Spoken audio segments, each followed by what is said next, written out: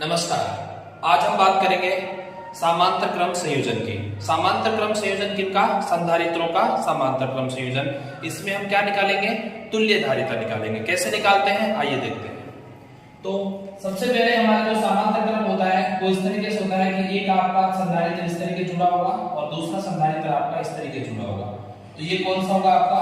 इसको C1 बोल देंगे, इसको C2 बोल देंगे और हमने इस तरीके से इसको यहाँ पे जोड़ दिया है। ये आपका बिंदु A हो गया और ये क्या हो गया? आपका बिंदु B हो गया। यानी A और B के मध्य हमें क्या ज्ञात करना है? तुल्य धारिता ज्ञात करनी है। तो A और B के मध्य तुल्य धारिता ज्ञात करने के लिए देखो यहाँ पे दो अलग अलग ब्रांचेस हैं। ये वाली जो ब्रांच है उसमें आवेश कौन सा है? Q1। इस वाली ब्रांच में आवेश क्या है? Q2। इसके लिए एक सूत्र होता है इंपॉर्टेंट जो आपको याद रखना है। C बराबर क्या होता है? Q/V। ये किसका सूत्र है? धारिता का सूत्र है। इससे दो सूत्र बनते हैं। अगर मैं इससे V का सूत्र बनाऊं तो V बराबर क्या हो जाएगा? Q/C। और अगर मैं यहाँ से Q का सूत्र बनाऊं तो Q बराबर हो जाएगा CV। ध्यान रखना इन दोनों सूत्रों का हम उपयोग करते हैं। पिछले वाले जब हमने यहाँ पे श्रेणी क्रम संयोजन पढ़ा था तो इस वाले सूत्र का उपयोग किया था। आज हम इसका करेंगे। ये सूत्र आया इससे, ये बात आप ध्यान रखना। अब यहाँ से देखिए तो बिंदु A तथा B के मध्य कुल आवेश कितना था? Q। कुल आवेश कितना गहरा था यहाँ पे? Q। तो Q दो भागों में टूट गया, Q1 और Q2। यानी इस वाली ब्रांच में आवेश कितना हो गया? Q1 और इस वाली ब्रांच में आवेश कितना हो गया? Q2। तो हम यहाँ पे क्या निकालेंगे? कुल आवेश निकालेंगे। ऐसे लिखेंगे बिंदु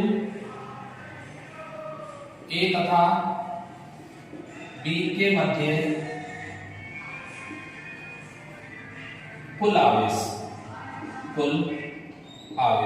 जो कितना हो जाएगा? Q बराबर Q1 प्लस Q2। अब यहां से Q का सूत्र देखें तो Q का सूत्र क्या बनता है? CV। और Q1 का सूत्र देखें तो क्या बन जाता है? CV1। क्योंकि इसमें जो विभव होगा वो V1 होगा और इस पर विभव होगा जो क्या होगा? V2 होगा। मैंने पहले भी बताया था आपको कि जो श्रेणी क्रम होता है उसमें विभव बढ़ जाता है और जो समांतर क्रम होता है उसमें विभव नहीं बढ़ता। तो यहाँ पे विभव V1 होगा तो यहाँ भी विभव क्या होगा? आपका V2 होगा। यानी दोनों में विभव समान रहेगा। इसमें क्या बटेगा? आवेश बटेगा। और जबकि पहले वाले में विभव अलग अलग था श्रेणी क्रम में। ठीक है, तो यहाँ पे इन दोनों की वैल्यू अपन यहाँ पे रख देते हैं। Q2 की वैल्यू रख दो तो क्या हो जाएगा? C2V। यहाँ पे आ जाएगा C1V। तो अब दोबारा फॉर्मूला देखना, Q बराबर क्या हो जाएगा? Q1 plus Q2। तो यहाँ Q बराबर हो जाएगा CV और Q1 बराबर हो जाएगा C1V। तो यहाँ से Q2 का C2V। इनकी वैल्यूज अपन यहाँ रखेंगे इक्वेशन फर्स्ट में। तो क्या बनेगी अपने पास? CV, Q की वैल्यू रखी यहाँ पे और Q1 की वैल्यू क्या रखी? C1V प्लस यहाँ पे क्या रखी? C2V। अब यहाँ से अगर आप कॉमन लें, इधर देखना, इधर लिखते हैं।